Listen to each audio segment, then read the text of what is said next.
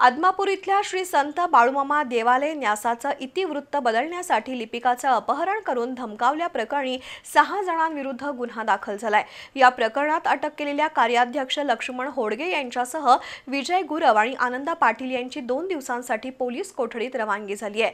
तर या गुन्ह्यातील अजून 3 जण फरार आहेत। लाखो भाविकांचं श्रद्धास्थान असलेल्या आदमापूर इथल्या बाळूमामा न्यासाचे लेखनिक अरविंद गणेश स्मार्त यांचं 27 ऑक्टोबर रोजी अपहरण झालं।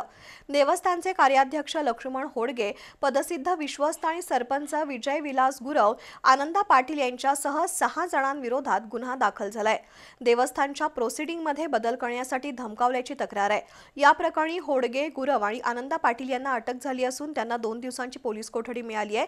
गुन्हा दाखल झालेले नामदेव आबासो पाटील, मारुती ज्ञानदेव पाटील आणि विनायक कुंडलिक पाटील असे 3 जण फरार आहेत।